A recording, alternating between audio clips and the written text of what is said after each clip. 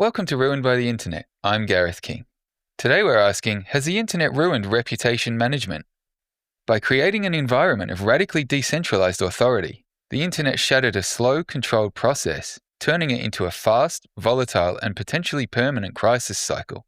To help us understand the power of digital transparency, we're joined by Stuart Thomson, a public affairs and political engagement specialist, author, and founder of reputation management consultancy CWE Communications.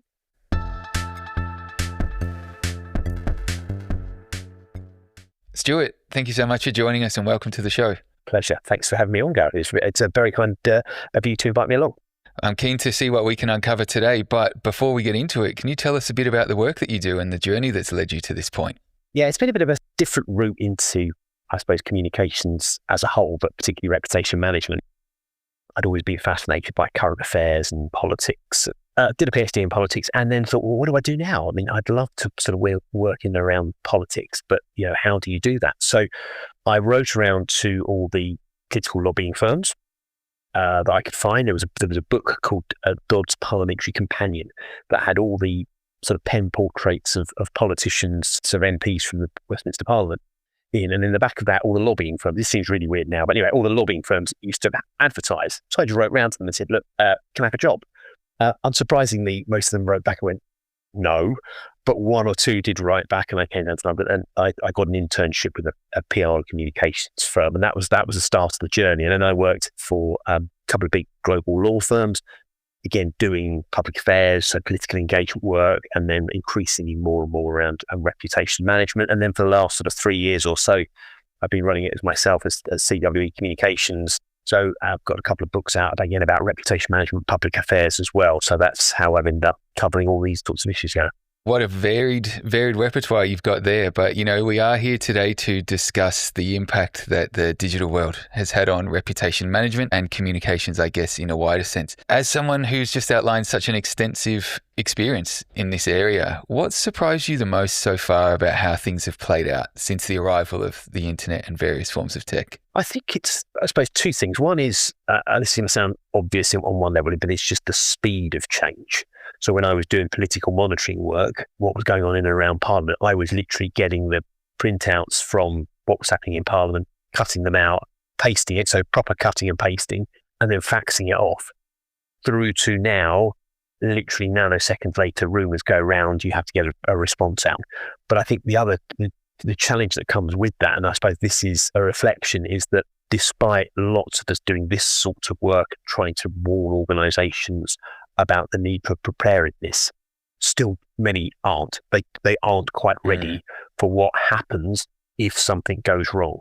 And I think you see that particularly just in recent weeks and months with cyber attacks. I'm not suggesting for a minute these organisations weren't prepared, but the fact is that whoever was doing the hacking, and you can read the media as to, whether it was, hackers or state-sponsored or whatever. I make no judgment at all about these things. But the fact it happened, they got in, they caused massive damage, and they struggle. They don't quite know how to communicate with their staff. They don't quite know how to communicate with their customers. And of course, that then leads into government as well. And what role does government have in this? And what do companies in particular want from the government in terms of help or support or wider communications as well? It still surprises me that many are still caught on the hop and frankly, that's pretty inexcusable and is a risk that isn't being managed by any organisation. Right. You raised a couple of points there. One, firstly, obviously around the speed that everything happens at, which is ironically, as you said, the preparedness.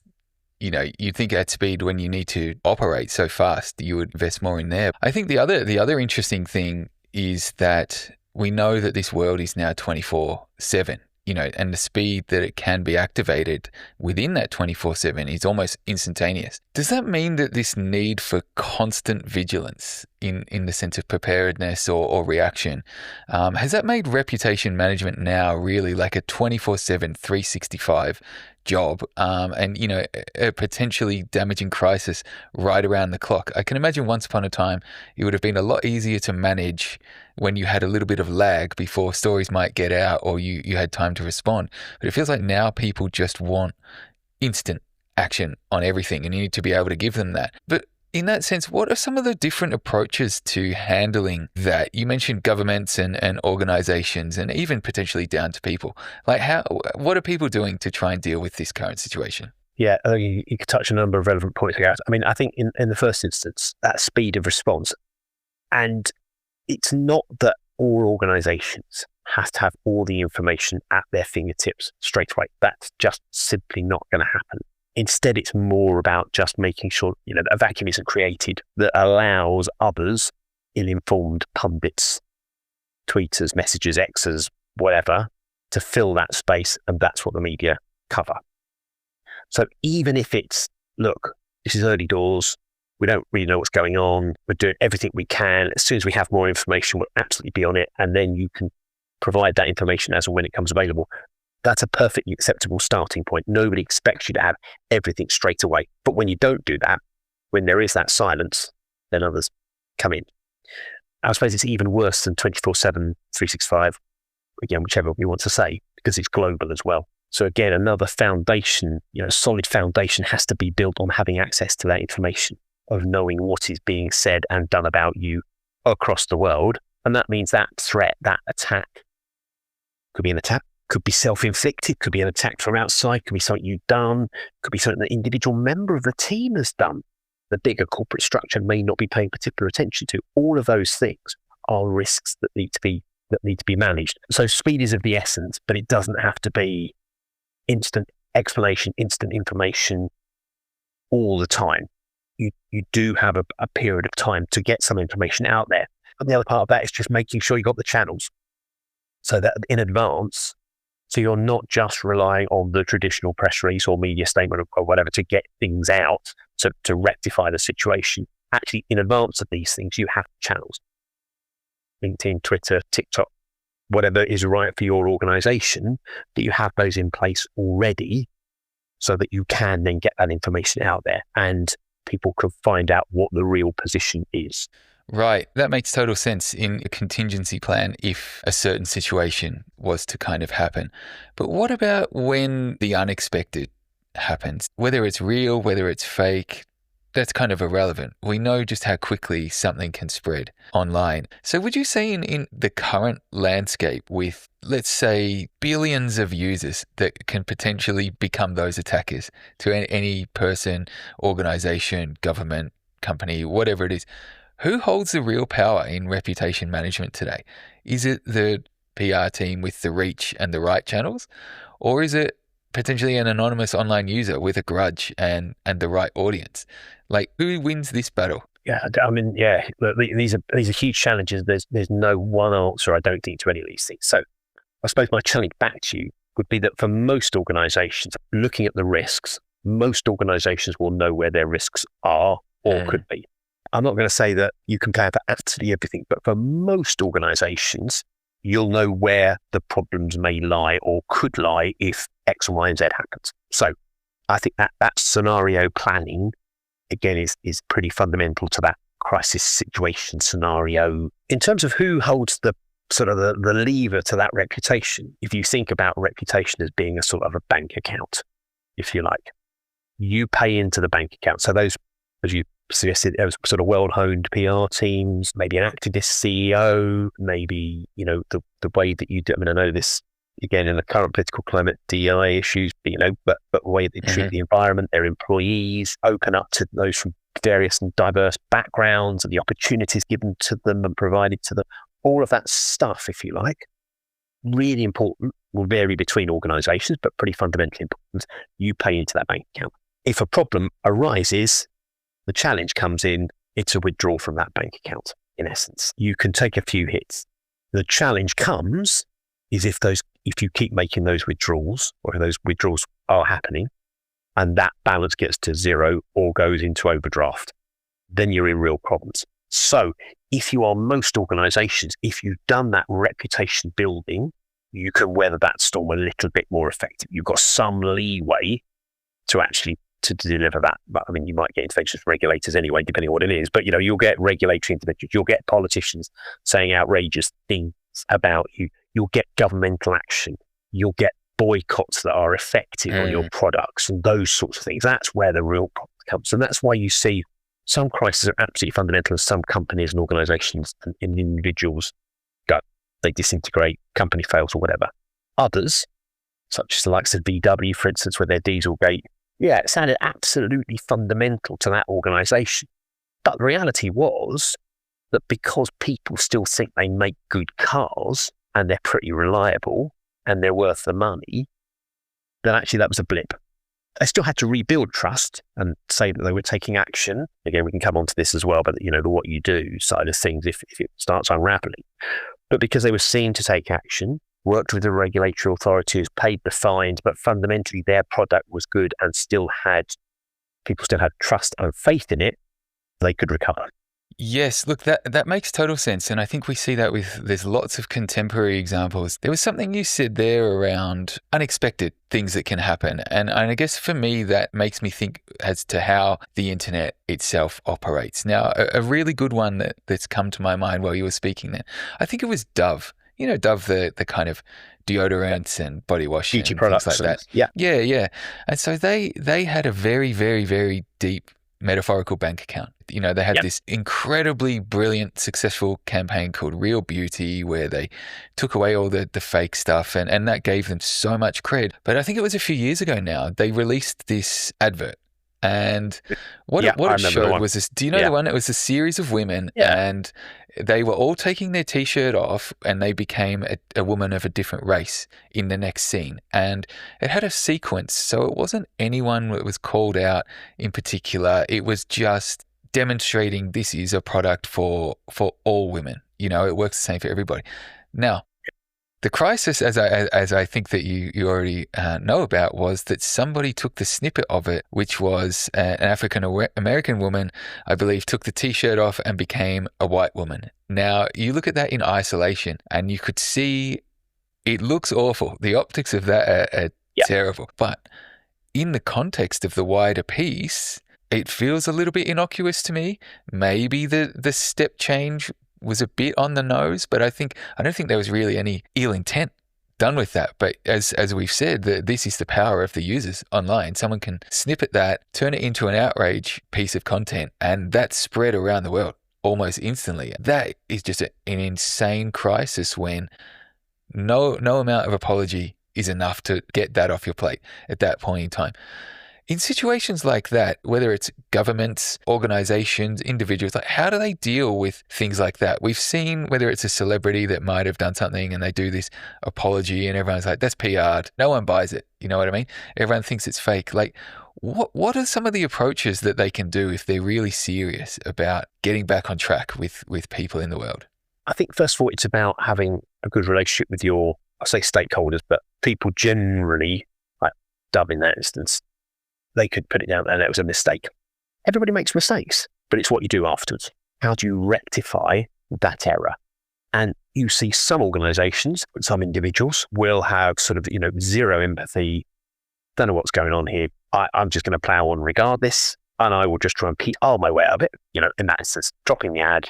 We'll look at how that process, how the storyboard developed in the first place and what the checks and balances are to make sure that doesn't happen again. So people go, well, on the basis of actually, we think they're quite a good brand anyway. They've taken some really swift action. Therefore, we'll give them the benefit of the doubt. So there will be a hit, of course, but it probably won't be that big.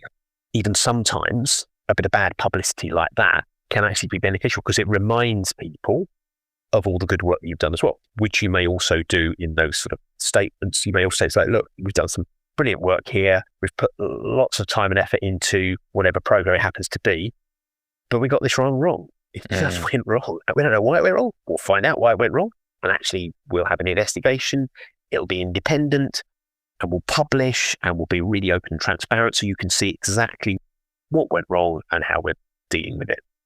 That's the sort of thing that people will want to see. Not everybody does that. And at some point, it's just a case of, look, just sort of make the thing go away. There's a particular retailer, online retailer, consistently sort of challenged about the sourcing of products, ethical standards in procurement, the way it treats workers as part of that, how much they pay and all that sort of stuff. And that issue has come back several times. Again, they have to keep getting themselves out of this problem. It has cost people their jobs. So leadership teams have gone. So there are consequences for this. And by keeping the feet to the flame, by keeping that pressure on them, I think it's activist groups more than anything, means that they have now to take action and will change their methods. So it does have an effect. You said a few things in there that got me thinking. One was that you show a little bit of contrition, a bit of genuineness, and it serves as a reminder of all the other good stuff. Now, my brain there went to what a good strategy that is to purposely demonstrate some flaws to make all your good stuff look better. And I don't know if anyone, is willing to kind of take on that risk, but it feels like, it could be viable in certain instances. But I think it also got me thinking about, you said something there around whether people can try and avoid it, ignore it, hope it goes away. Now, I think for me, one of the crazy things about the way that the internet and technology and users affect this entire space is that in the online space, once someone smells blood, it's a feeding frenzy. And it's like everyone wants to see that person crucified in the town square. Now, whether they get the apology that they want, whether they want somebody fired, we don't know. I think it's because it's so easy to get involved. All it takes for you to join in something on that online is as little as a like or a repost or a share. Now, I have seen it said, and I've read, if that kind of mob is coming for you and you're, I guess, a normal person, never apologize, because that's exactly what they're trying to effectively bully out of you.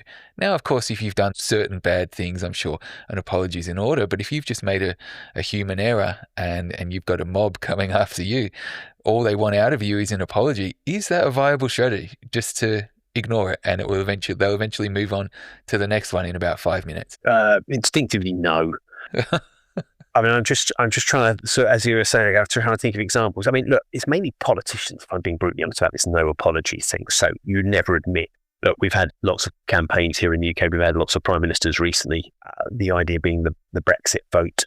Put it on the side of a bus. You put an outrageous number that is about how much we contributed when we were in the European Union to the European Union. It's wrong. It's not the number, but it doesn't matter. Because you are now talking about that particular issue. So instead of saying, look, I'm really sorry we got it wrong, because naturally now we've changed the terms of that conversation and we're now talking about the number, which is actually lower, but it's what we want you to talk about. So I think that comes more from political things. In other words, if you are seen to have got something wrong or not behaving in a particular way, you just try and simply explain it away and move on to the next thing. And you just fill the void with just stuff. It's just too much for anybody to take real attention to. One of the things that I do notice is that it seems that every single government announcement, whether it is through, I guess, your mainstream media, social media, anywhere online, no one's buying it. How do they get around this? Do you know what I mean? Do they ignore all the negativity coming their way, or do they just plow through it and it's just kind of like an A at B conversation? Again, it's really difficult because there is no doubt that there's a lack of trust in politics, politicians, business as well, journalists. Just reading some stats this morning about the way that supporters of political parties here in the UK view the different media channels. And, it's clear that the more that you go to the, challenger parties, the less belief they have in the mainstream media, additional brands, and they have their own particular favourites. So that lack of trust is absolutely there. How do you overcome that? If you can start showing that you have been changing lives, that you are investing in or cutting waiting lists on the National Health Service, or you are delivering opportunities for younger people, youth unemployment, those sorts of things. So you're making a concrete difference. That will start to rebuild trust. There's always cynicism about politics, so that's always there. But it is a problem because people just don't like politicians at the moment. Yeah. Look, I think that's universal. It's exactly the same here. And, I've spoken to Americans, and obviously we know what's going on there.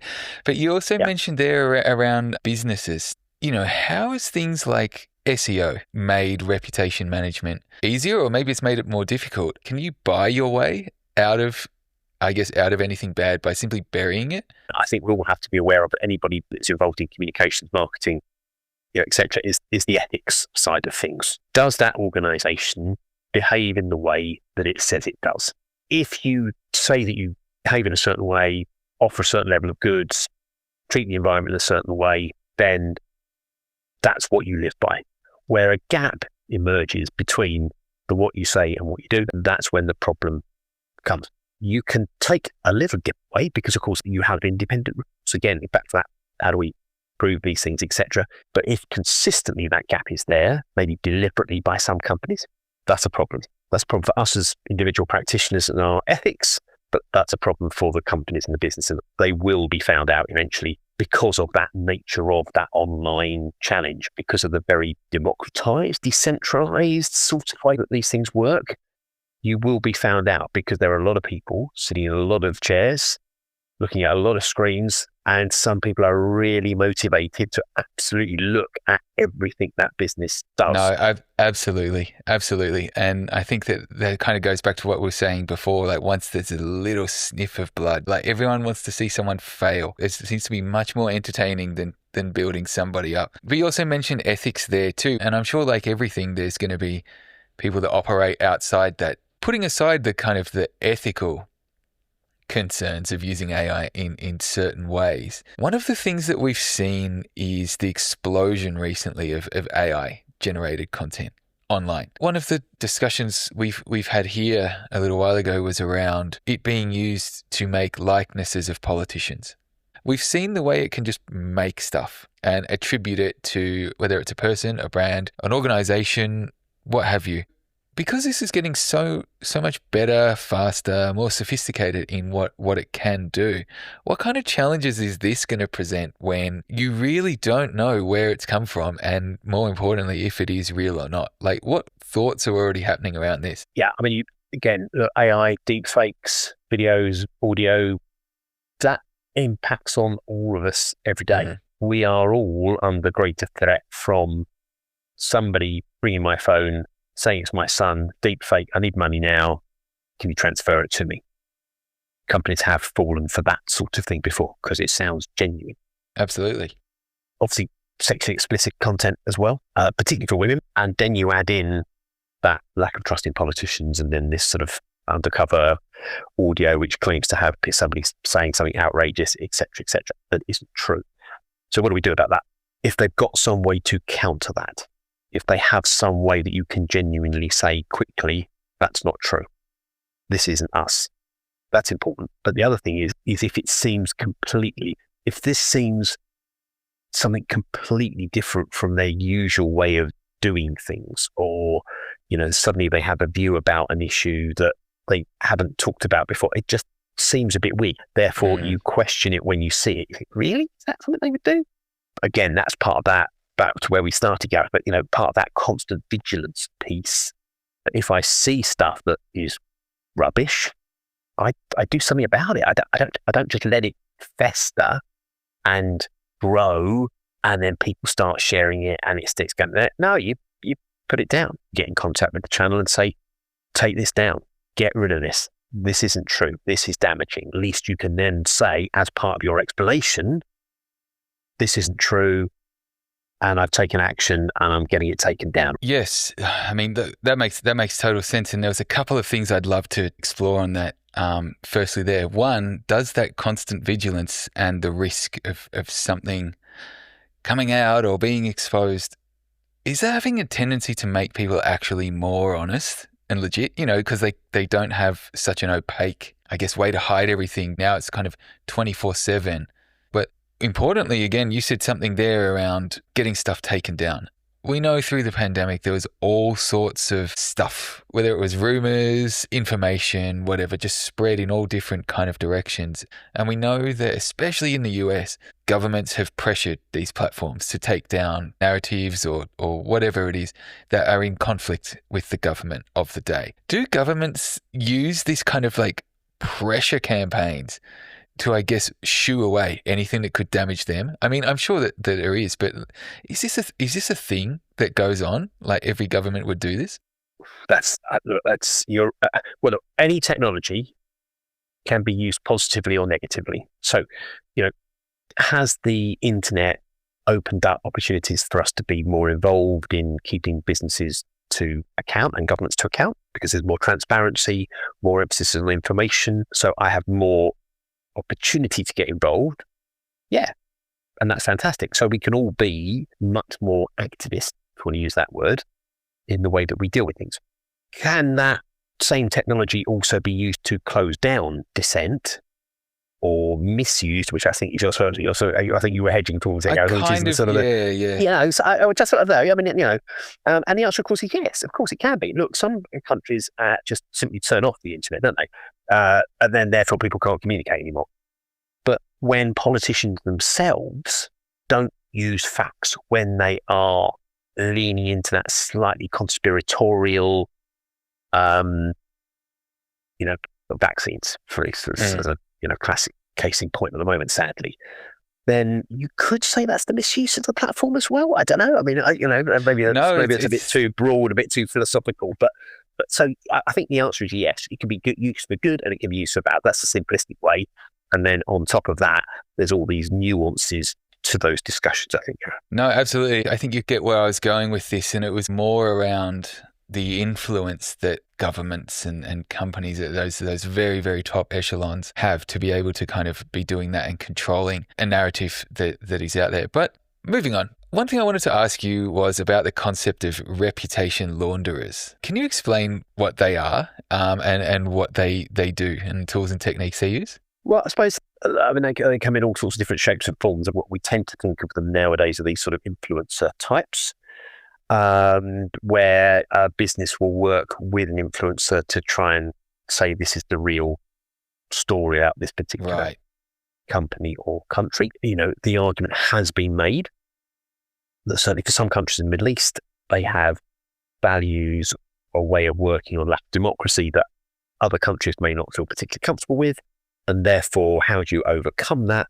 You sort of work with, and I'll come back to launderers as well, because that sort of suggests there's something nefarious about that, but I'll come back to that in a second. So, but you would work with, you find ways to effectively show a more positive view of that country to the outside world. So you sponsor sport events, you sponsor groups of comedians going across and doing these sorts of things.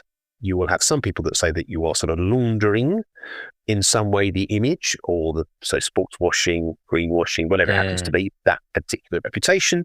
Others will say, no, what we're doing is we're using this platform to show that actually we're very different to what we were 10, 20, 30 years ago, if even though that was true.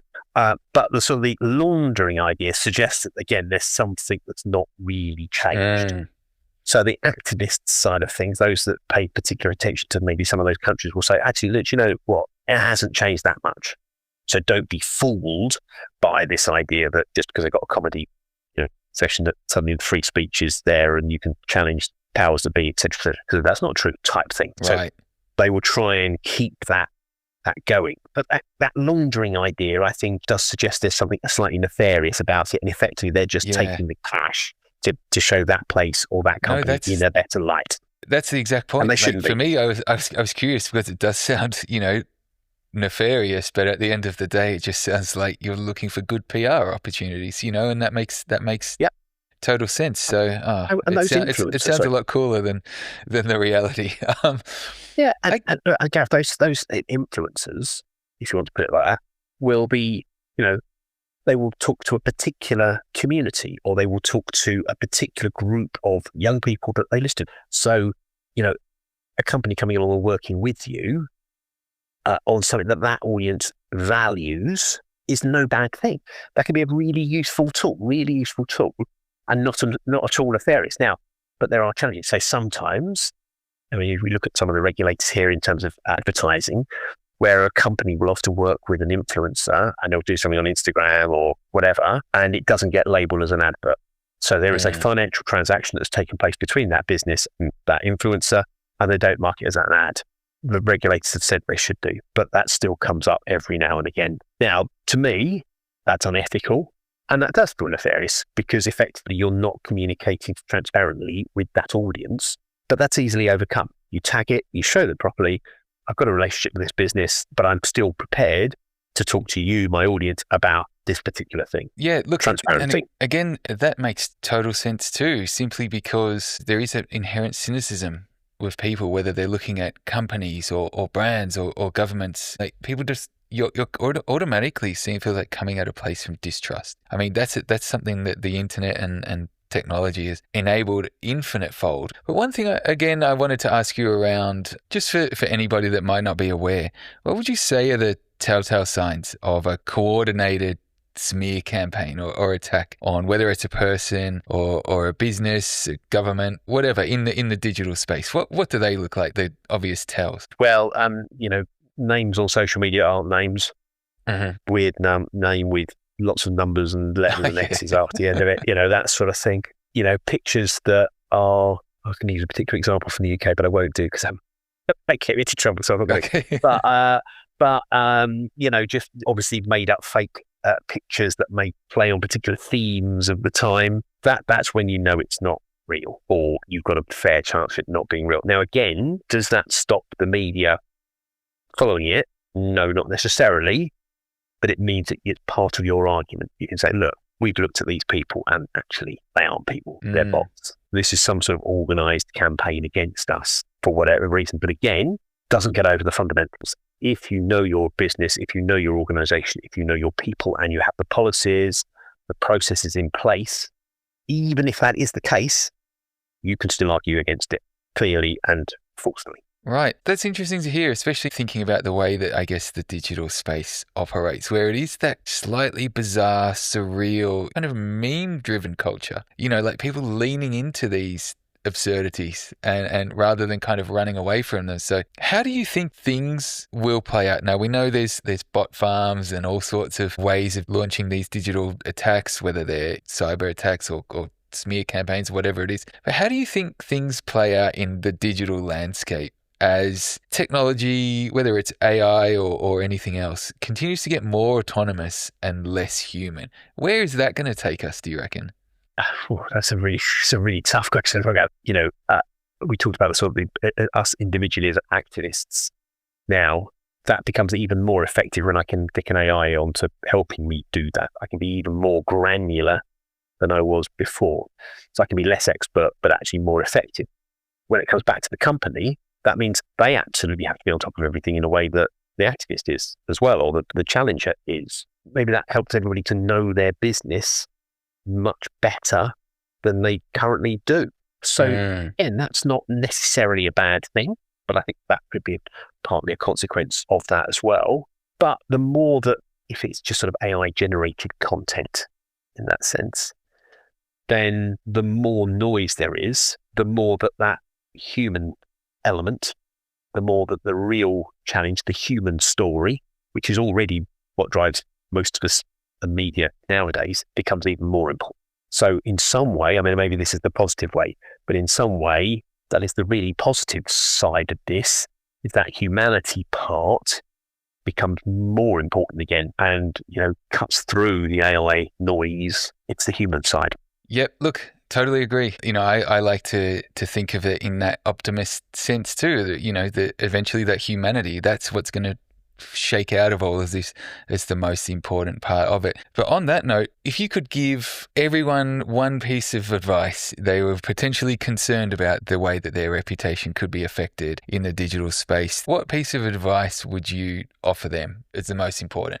Be honest with yourself. Whether you're an individual or a business, take time to reflect. And if you aren't doing something right and you can see you're not doing it right, do something about it before it becomes a problem. We often don't do that. And I think, that for reputation side of things, massively helpful. And even if it's difficult, you still do something about it. Again, look, all of us as individuals, we do shy away from these things sometimes. What's that saying? And just because it's difficult. The saying that the only way out is through. So take it on, see what you can get done. Yeah. Awesome. Yeah. Look, thanks so much for that, Stuart. What have you got coming up and where can people follow what you're up to? Well, I'm on, as you would probably expect, all good platforms. LinkedIn is probably a good one, but I'm on others as well. And my website's for my business, CWE Communications. But yeah, look, I'm very happy to have a follow-up discussion with people. So if they want to connect, then just reach out, we'll do that. And obviously, if they want to buy a book, then more than happy to do that. Available at all good retailers, probably online.